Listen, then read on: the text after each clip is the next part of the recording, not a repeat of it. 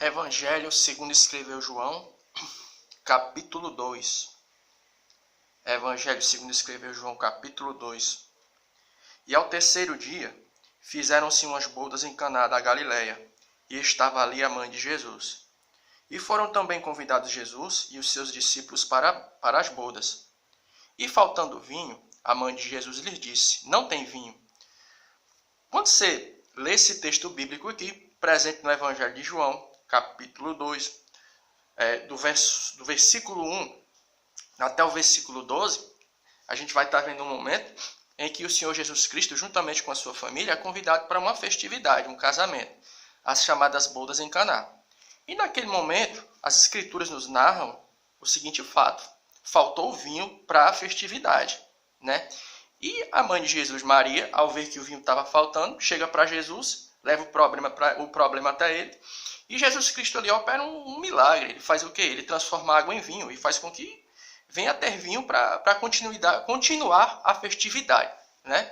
E a gente queria trazer uma reflexão embasada sobre esses versículos que estão presentes aqui no capítulo 2 do Evangelho de João, que narram esse momento, né? A primeira coisa que a gente queria trazer, a gente vai sempre fazendo uma análise, pegando uma coisa aqui, outra lá, né? E por intermédio dessa análise, uma coisa simples, a gente vai trazendo uma reflexão para a nossa vida, né? Qual é a primeira coisa que a gente vê aqui? É porque vai surgir uma pergunta que é muito legal. É que quando você lê o capítulo 2 do Evangelho de João, que fala a respeito deste convite que é feito a Jesus e sua família, o que acontece? Você vai estar vendo aqui, logo nos versículos seguintes, que esse aqui foi o primeiro milagre daqui, ó, o verso 11 do capítulo 2 do Evangelho de João, verso 11. Ó. Jesus principiou assim os seus sinais em Caná da Galileia. Ou seja, esse aqui foi o primeiro milagre que Jesus operou. Que milagre foi esse? De transformar água em vinho. Aí vai surgir uma pergunta que é legal, é a seguinte: quando você pega os evangelhos, o de Lucas, e você vai pegando os outros evangelhos, você vai tendo aquela impressão de que a Bíblia fala do nascimento de Jesus Cristo. Lá no Evangelho de Lucas, fala quando ele vai falar a respeito do momento em que os seus pais perdem ele, naquele momento daquela festividade, quando ele tinha 12 anos, né? E aí a Bíblia se cala, a Bíblia não fala mais nada. Só volta a falar de Jesus Cristo do momento do batismo, que ele desce as águas, do batismo de João Batista, e até aqui esse momento. Aí vai ficar uma pergunta: o que foi que Jesus fez dos 12 até os 30 anos, até esse momento que ele operou esse milagre aqui? Porque esse aqui foi o primeiro milagre. A Bíblia diz que esse aqui foi o primeiro milagre do ministério de Jesus Cristo. Aí a pergunta é: o que foi que Jesus Cristo fez dos 12 até os 30? Porque a Bíblia se cala, a Bíblia não fala mais nada a respeito disso, não. Fala somente daquele momento que Jesus tinha 12 anos, que ele se perde da sua família, sua mãe e seu pai ficam ali preocupados e voltam e acham ele no Evangelho de Lucas. E depois a Bíblia volta a falar a partir do momento do batismo das águas, batismo de João Batista, e desse milagre. Aí vai ficar uma pergunta: o que é que Jesus fez dos 12 até os 30? Nós vamos responder essa pergunta usando a própria Bíblia. Evangelho de Mateus, capítulo 13, o verso 55 vai dizer o seguinte, ó. Mateus, capítulo 13, 55. Não é este o filho do carpinteiro? E não se chama sua mãe Maria? E seus irmãos Tiago e José e Simão e Judas? Então, Mateus capítulo 12, o 13, aliás, o verso 55, vai responder essa pergunta: o que é que Jesus fez dos 12 até os 30?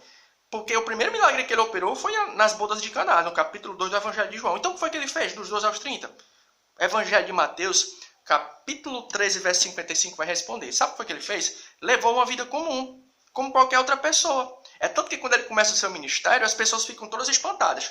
Quem é ele? Não, ele é um cara comum, é o filho de Maria, o filho de José. Por que as pessoas se espantaram com Jesus quando ele dá início ao seu ministério aqui em Mateus, capítulo 13, verso 55? Era porque ele era uma pessoa que levava uma vida comum, como eu e você, né? Ou seja, quando as pessoas viram Jesus Cristo operando aqueles sinais, por isso que as pessoas ficaram abismadas. Como é que pode? Esse cara, eu conheci ele um dia desse, estava ajudando o pai dele, tomando de conta da mãe dele, e está aí fazendo isso. Por que as pessoas se espantaram? É porque Jesus Cristo ele era uma pessoa que levou uma vida comum.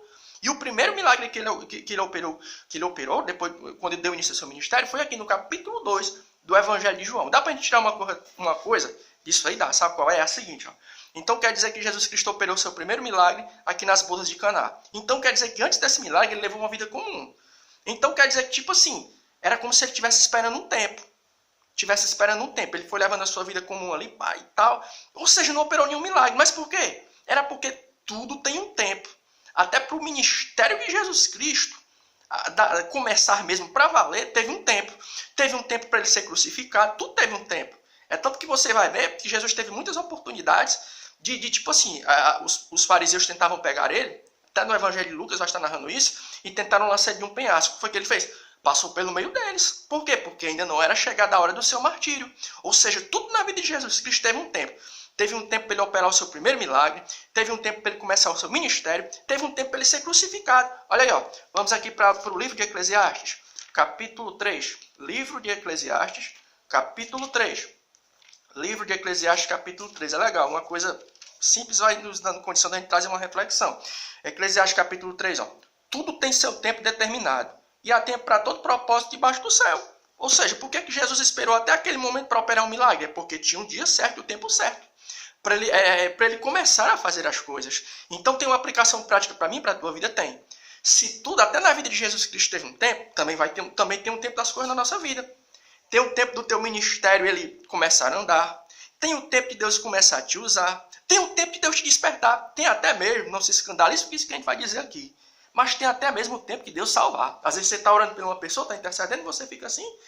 Vai chegar o momento de Deus despertar a pessoa. Tem até mesmo o momento do quê? O momento de Jesus Cristo voltar para arrebatar a igreja.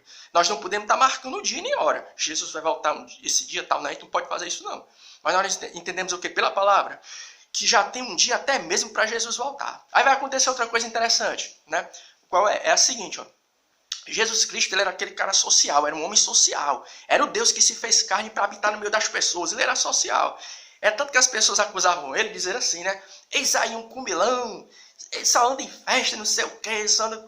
Onde chega é no meio das festas, aquele negócio todo. Jesus era um cara muito social. E você vai ver que as pessoas acusavam ele por causa disso também. Ele se misturava com todo mundo ali, estava ali no meio do pessoal. Ele não era aquele sujeito isolado.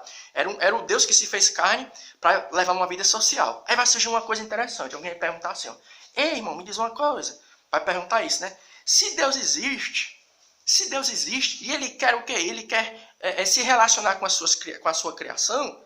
Por que a impressão que dá às vezes é que Deus ele parece que está em um local e outro não? Porque vai surgir uma pergunta, porque você vai dizer assim, se Jesus Cristo é um ser social, é um Deus social, Deus é um Deus social, que gosta de interagir com a sua criação, com os seres humanos, por que muitas vezes a impressão que dá é que Deus não está num canto? É tipo assim, parece que Deus não existe. A resposta é muito simples. Para que Jesus viesse a operar esse milagre, o que foi que aconteceu? Ele teve de ser convidado.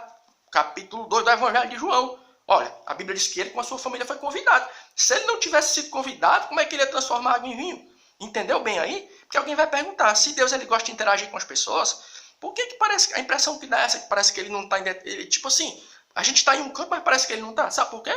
Ninguém convida. A gente pode aplicar isso de uma maneira particular e coletiva. O que é particular? Por que muitas vezes Deus não opera na nossa vida? A gente não convida ele. A gente convida todo mundo para participar das fases mais importantes da nossa vida, mas a gente não chama ele, não invoca ele. Então como é que nós podemos ter a impressão de quê? De que Deus ele está do nosso lado, se a gente não invoca ele? Aí muitas vezes nós estamos na condição da igreja de Laodiceia, lá no livro do Apocalipse. Jesus está assim, eis que estou à porta e bato. A gente abre a porta do nosso coração para ele entrar. Aí o que acontece? Você vai lá para o livro de Romanos, capítulo 1, verso 28. Livro de Romanos, capítulo 1, verso 28. Então alguém vai dizer... se Deus existe, por que ele não resolve as coisas? Também a gente não convida. Como é que ele pode transformar água em vinho se ninguém convida ele para a festa? Como é que ele pode resolver os problemas da humanidade se a maioria da humanidade está dando as costas para Deus? Carta de Paulo aos Romanos, capítulo 1, verso 28. E como eles não se importaram de ter um conhecimento de Deus, assim Deus os entregou um sentimento perverso para fazer coisa que não convém. Romanos, capítulo 1, verso 28. Uma nação toda se queixa. Está tudo virado de cabeça para baixo. Está tudo virado de cabeça para baixo. Deus parece que nem existe. Se ele existisse, ele fazia alguma coisa. Como é que ele pode fazer alguma coisa? Como é que ele pode transformar água em vinho se a maioria da humanidade está dando as costas para ele? Não está convidando ele? Então que Deus em Cristo, ele continue abençoando a minha e a tua vida. Amém.